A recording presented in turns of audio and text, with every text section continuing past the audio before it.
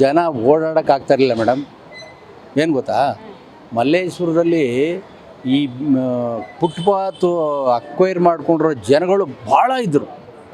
ಅದರಲ್ಲಿ ಈಗ ಸರ್ಕಾರ ಒಂದು ನಿಯಮ ತೊಗೊಂಡಿದೆಯಲ್ಲ, ಅದು ಭಾಳ ಒಳ್ಳೆಯದಾಯಿತು. ಅದು ಕೃಷ್ಣ ಬೈರೇಗೌಡರು ನಿಯತ್ತಾಗಿ ಅವರು ಕೆಲಸ ಏನಿದೆಯೋ ಅವ್ರು ಮಾಡ್ತಾಯಿದ್ದಾರೆ. ಈ ಭಾಳ ಒಳ್ಳೆಯದಾಯಿತು. ಜನಗಳಿಗೆ ಇವಾಗ ನೀವು ವಯಸ್ಸಾದವರು ವಯಸ್ಸಿಲ್ಲದೆ ಇರೋರನ್ನು ಲೆಕ್ಕಾಚಾರ ಮಾಡೋಕ್ಕಾಗ್ತಾ ಇರಲಿಲ್ಲ ಇದರಲ್ಲಿ, ಏನೋ ಫುಟ್ಪಾತಲ್ಲಿ. ಇವ್ರದ್ದೇ ಆದ ಒಂದು ಏನೋ ಬಿಸ್ನೆಸ್ ಲೆಕ್ಕಾಚಾರದಲ್ಲೇ ಇವ್ರ ಕತೆ. ಈ ವಯಸ್ಸಾದವರು, ಇವಾಗ ನಮ್ಮಂಥವ್ರು ವಯಸ್ಸಾದವ್ರು ಹೋಗ್ಬೇಕು ಅಂದರೆ ಅಲ್ಲಿ ಜಾಗ ಆಗ್ತಿರಲಿಲ್ಲ ಮೇಡಮ್. ಇವಾಗ ಅದೇನಾಗಿದೆ, ಇವತ್ತು ಭಾಳ ಸಮೃದ್ಧಿಯಾಗಿ ಓಡಾಡೋಕ್ಕೆ ವ್ಯವಸ್ಥೆಯಾಗಿ ಇದು ಭಾಳ ಚೆನ್ನಾಗಿದೆ. ಇದನ್ನು ಕಂಟಿನ್ಯೂ ಮಾಡ್ಕೊಂಡು ಹೋಗಬೇಕು ಸರ್ಕಾರ ಅನ್ನೋದು ನಮ್ಮ ಆಸೆ. ಬೇರೆ ಇನ್ನೇನು ಇದು ಮಾಡ್ಬೇಕು ನಾವು. ಮಾಡಿದ್ದಾರೆ. ಅದಕ್ಕೆ ಟೀಕೆಗಳು ತುಂಬಾನೇ ಬರ್ತಾನೆ ಟೀಕೆ ಬರ್ತವೆ ಮೇಡಮ್. ಯಾಕೆ ಗೊತ್ತಾ, ಟೀಕೆ ಬರೋದೇನಕ್ಕೆ, ಇದರಿಂದ ಉಪಯೋಗ ಪಡ್ಕೊಳ್ಳೋರು ಟೀಕೆ ಮಾಡ್ತಾರೆ ಮೇಡಮ್. ಯಾವುದೇ ಕಾರಣಕ್ಕೂ ಜನಗಳಿಗೆ ಟೀಕೆ ಆಗುವಂಥ ವ್ಯವಸ್ಥೆ ಇಲ್ಲ. ಇವಾಗ ಟೀಕೆ ಮಾಡೋರನ್ನ ನೀವೇನು ಮಾಡ್ತೀರಿ, ಎನ್ಕ್ವೈರಿ ಮಾಡಲ್ಲ. ಆಮೇಲೆ ಈಗ ಏನು ನಾನೊಬ್ಬ ಸಿಕ್ಕಿದ್ದೀನಿ, ನಾನು ಹೇಳ್ತಾ ಇದ್ದೀನಿ.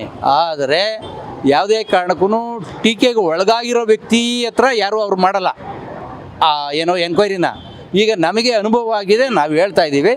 ದಯಮಾಡಿ ಇದನ್ನ ಹಿಂಗೆ ಮುಂದುವರಿಸೋದು ಸರ್ಕಾರದಲ್ಲಿ ಭಾಳ ಒಳ್ಳೆಯದು ಅಂತ ನನ್ನ ಅಭಿಪ್ರಾಯ. ಹಿಂಗೆ ಮುಂದುವರಿಲಿ. ಇಡೀ ಬೆಂಗಳೂರು ನಗರದಲ್ಲಿ ಸ್ವಚ್ಛತೆ ಕಾಪಾಡಿಕೊಂಡು ಬೆಂಗಳೂರು ನಗರನ ಈ ರೀತಿ ಮಾಡ್ಕೊಂಬರೋದು ಕೃಷ್ಣ ಬೈರೇಗೌಡರಿಗೆ ಒಂದು ಒಳ್ಳೆಯ ಒಂದು ಶಕ್ತಿ ಬರ್ತದೆ, ಸವಾಲು ಬರುತ್ತೆ. ಯಾಕೆ ಗೊತ್ತಾ, ಇವತ್ತು ಇಡೀ ಪ್ರಪಂಚದ ಜನ ಬೆಂಗಳೂರು ನಗರದಲ್ಲಿ ವಾಸ ಮಾಡ್ತಾರೆ. ಹಂಗಾಗಿ ಇವಾಗ ದೇವರು ಊಟ ಕೊಡೋದು ಎಲ್ಲೋ ಕೊಡ್ತಾನೆ, ಆದರೆ ಫುಟ್ಪಾತಲ್ಲೇ ಜೀವನ ಮಾಡಬೇಕು ಅನ್ನೋ ಪರಿಸ್ಥಿತಿ ಯಾರಿಗೂ ಇಲ್ಲ. ಆದರೆ ಇದನ್ನು ಜನಗಳಿಗೆ ಅನುಕೂಲ ಮಾಡಿ ಓಡಾಡಿದ್ರೆ ಬರೋರಿಗೆ ವ್ಯವಸ್ಥೆ ಮಾಡಿಕೊಂಡು ಅವರು ರಸ್ತೆ ಬಿಟ್ಕೊಂಡು ಮಾಡಿದ್ರೆ ಅದೊಂಥರ. ಎಲ್ಲ ದೌರ್ಜನ್ಯದಲ್ಲಿ ಲೆಕ್ಕಾಚಾರದಲ್ಲಿ ಮಾಡೋಕ್ಕೆ ಹೋದಾಗ ಈ ನಮ್ಮಂಥವ್ರು ಹೆಂಗೆ ಕೇಳೋಕ್ಕಾಗ್ತದೆ ಮೇಡಮ್. ವಯಸ್ಸಾದವರು ಇನ್ನೊಂದು ಮತ್ತೊಂದು ಯಾರು ಕೇಳೋಕ್ಕಾಗೋದಿಲ್ಲ. ಹಂಗಾಗಿ ಯಾವುದೇ ಕಾರಣಕ್ಕೂ ಫುಟ್ಪಾತ್ನಲ್ಲಿ ಯಾವುದೇ ಅಂಗಡಿ ಮುಂಗಟ್ಟು ಇರಬಾರ್ದು. ಅದನ್ನು ಇವರು ನಮ್ಮ ಮಾನ್ಯ ಕೃಷ್ಣ ಬೈರೇಗೌಡರು ಅದನ್ನು ಇದು ಮಾಡಿಕೊಂಡು ಹೋಗಬೇಕು ಅನ್ನೋದು ನಮ್ಮ ಅಭಿಲಾಷೆ. ಹೌದು ಮೇಡಮ್, ನನಗೆ ಬೆಂಗಳೂರು ನಗರದಲ್ಲಿ ನಾನು ನನ್ನ ಸರ್ವಿಸ್ ಹೇಳಬೇಕಾ? ಹೌದು, ಆಗಿದೆ. ಏಯ್ ಹೋಗ್ರಿ, ನಿನ್ನ ಅಡ್ಡ ಹಾಕಿದೀವ, ನಿನ್ನ ಪಾಡಿಗೆ ಹೋಗು. ಯಾಕೆ ಏನು ಈ ಥರ ಒಂದು ಬಂದಿದೆ. ಅದು ಅನುಭವ ನಾನು ಹೇಳಲೇಬೇಕು, ನಿಮ್ಮ ಹತ್ರ ಹಂಚ್ಕೊಳ್ಳೇಬೇಕಲ್ಲ ನಾವು. ಆವಾಗ ನಾವೇನು ಮಾಡೋದು, ಅವ್ರಿಗೆ ನಾವು ಹೊಡೆಯೋಕ್ಕಾಗ್ತದ? ಅವ್ರಿಗೆ ಅವರು ಎಲ್ಲ ಥರದಲ್ಲೂ ಇದಾಗವ್ರೆ, ನಾವು ಏನು ಮಾಡೋಕ್ಕಾಗಲ್ಲ. ನಿಮ್ಗೆ ಅನ್ಸಲ್ವಾ, ಇಲ್ಲಿ ಫುಟ್ಪಾತಲ್ಲಿ ವ್ಯಾಪಾರ ಮಾಡೋರು ನಮ್ಮ ಕನ್ನಡದವ್ರು ಯಾರು ಕಾಣ್ತಿಲ್ಲ, ಹೊರ ರಾಜ್ಯದಿಂದ ಬಂದಿರೋರೇ ಜಾಸ್ತಿ ಇದಾರಲ್ವಾ ಅಂತ? ಇದು ಒಳ್ಳೆ, ನೀವು ನನಗೆ ಇದು ಮರ್ತೋಗಿತ್ತು. ನೀವು ಹೇಳೋ ಲೆಕ್ಕಾಚಾರದಲ್ಲಿ ಇಲ್ಲಿ ವ್ಯಾಪಾರ ನೀವು ಎಲ್ಲೇ ಹೋಗಿ ಹೆಚ್ಚು ಕಡಿಮೆ 85-90 ಭಾಗ ಹೊರ ರಾಜ್ಯದವರೇ, ಅದರಲ್ಲಿ ಎರಡೊಂದಿಲ್ಲ. ಆಮೇಲೆ ಇಲ್ಲಿಯವರು ಒಂದು 10-15% ಇರ್ಬೋದು, ಅದು ನಾನು ಒಪ್ಕೋತೀನಿ. ಆದರೆ ಅವ್ರನ್ನ ಈ ಓಲೈಕೆ ಮಾಡ್ಕೊಂಡು ಹೋಗೋ ಲೆಕ್ಕಾಚಾರದಲ್ಲಿ ಮಾಡ್ತಾರಲ್ಲ, ಅದು ಅವ್ರಿಗೆ ಒಂದು ಬಲಭುಜ ಬಂದಂಗೆ ಆಗಿದೆ. ಮತ್ತೇನಂತಂದ್ರೆ ನಾವು ಕನ್ನಡದಲ್ಲೇ ಮಾತಾಡ್ತಿದ್ರು, ಅವರು ಹಿಂದಿಲೇ ಮಾತಾಡ್ತಾರೆ. ಹೌದು, ನಾವು ಕನ್ನಡದಲ್ಲಿ ಕೇಳಿದ್ರೆ ಅವನು ಹಿಂದಿಲೇ ಉತ್ತರ ಹೇಳೋದು. ಆದರೆ ನಮಗೆ ಅವಶ್ಯಕತೆ ಇದೆ, ನಾವು ತೊಗೊಂಡೋಗ್ಬೇಕಷ್ಟೇ.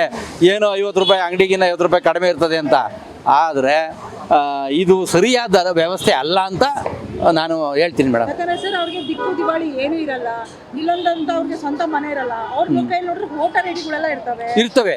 ಅದು ಯಾವ ಥರ ಈ ಸರ್ಕಾರದಲ್ಲಿ ಯಾರು ಯಾವ ರೀತಿ ಮಾಡಿಕೊಟ್ರೋ ಗೊತ್ತಿಲ್ಲ.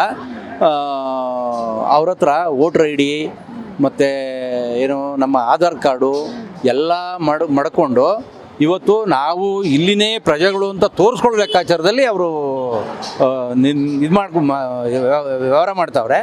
ಅದನ್ನು ನಮ್ಮ ಸರ್ಕಾರ, ಯಾವುದೇ ಸರ್ಕಾರ ಇರ್ಬೋದು, ಅದು ನಮ್ಮ ಈ ಸರ್ಕಾರದಲ್ಲಿ ಏನು ಮಾಡ್ತಾರೋ ಏನೋ ನಮಗೆ ಗೊತ್ತಿಲ್ಲ. SIR ಮಾಡ್ತಾ ಇದ್ದಾರೆ. SIR ಮಾಡೋದು ಭಾಳ ಒಳ್ಳೆಯದಾಗಿದೆ. SIR ಮಾಡೋದು ಭಾಳ ಒಂದು ನಮ್ಮ ಭಾರತೀಯ ಸಂಸ್ಕೃತಿನ ಉಳಿಸ್ಕೊಳ್ಳೋ ಲೆಕ್ಕ. ಸಂಸ್ಕೃತಿ ನಾನು ಯಾಕೆ ಹೇಳ್ತೀನಿ ಅಂತಂದರೆ, ಬೇರೆಯವರೆಲ್ಲ ಬಂದು ಇಲ್ಲಿ ಅಧ್ವಾನ ಮಾಡೋಕ್ಕೆ ಹೋಗೋದು ಬದಲು ಅದಕ್ಕೆ ಎಚ್ಚೆತ್ಕೊಂಡು ಕೇಂದ್ರ ಸರ್ಕಾರ ಈ SIR ಮತ್ತು ಇದೆಲ್ಲ ಮಾಡೋದು ಭಾಳ ಒಳ್ಳೆಯದು, ಮಾಡಲೇಬೇಕು ಅನ್ನೋದು ನನ್ನ ಆಸೆ ಆಕಾಂಕ್ಷೆ. ಇದಕ್ಕೆ ನಮ್ಮ ರಾಜ್ಯ ಸರ್ಕಾರ ಯಾವ ರೀತಿ ಸ್ಪಂದಿಸ್ತದೋ ನಮಗೆ ಐಡಿಯಾ ಇಲ್ಲ. ಆದರೆ ನಾವಂತೂ ಪಕ್ಕ ನಾವು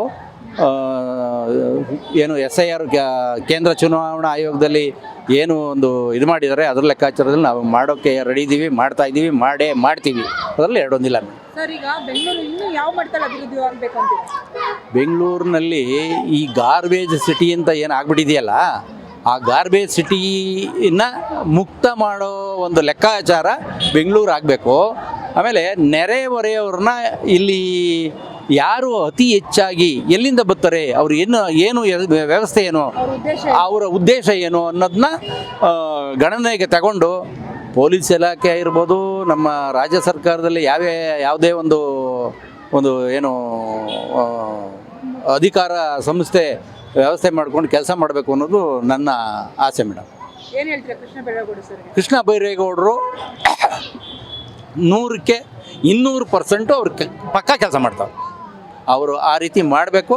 ಅವರು ಯಾವುದೇ ಒಂದು ಏನೋ ಈ ಒತ್ತಡ ಇನ್ನೊಂದಕ್ಕೆ ಮಣಿದಲೆ ಫುಟ್ಪಾತ್ ತೆರವು ಮತ್ತು ಈ ಅನಾಮಿಕ ವೆಹಿಕಲ್ನ ವ್ಯವಸ್ಥೆ, ಆಮೇಲೆ ಈ ಖಾಲಿ ಸೈಟ್ಗಳಲ್ಲಿ ಗಾರ್ಬೇಜ್ ಆಗುವಂಥ ವ್ಯವಸ್ಥೆ ಎಲ್ಲನೂ ಕೃಷ್ಣ ಬೈರೇಗೌಡರು ಮಾಡಲೇಬೇಕು ಅನ್ನೋದು ನನ್ನ ಆಸೆ.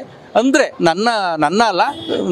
ನಾನು ಒಂದು ಈಗ ನನಗೆ ಸೀನಿಯರ್ ಸಿಟಿಸನ್, ನನಗೆ ಒಂದು 65 ವರ್ಷ ಆಗಿದೆ. ನಾನು 55 ವರ್ಷದಿಂದ ಬೆಂಗಳೂರು ನಗರದಲ್ಲಿದ್ದೀನಿ. ಬೆಂಗಳೂರು ನಗರ ಮೊದಲು ಯಾವಾಗಿತ್ತು, ಹೆಂಗಿತ್ತು, ಈಗ ಹೆಂಗಿದೆ ಅನ್ನೋದನ್ನು ಅರ್ಥ ಮಾಡ್ಕೊಳ್ಳೋಕ್ಕೆ ಆಗದೇ ಇರೋವಂಥ ವ್ಯವಸ್ಥೆ ಸೃಷ್ಟಿಯಾಗಿದೆ. ಅದನ್ನು ಕೃಷ್ಣ ಬೈರೇಗೌಡರು ಮಾಡ್ತಾರೆ ಅನ್ನೋ ಒಂದು ಆಸೆ ಅಭಿಲಾಷೆ ನಮಗಿದೆ. ಅಷ್ಟು ಮೇಡಮ್.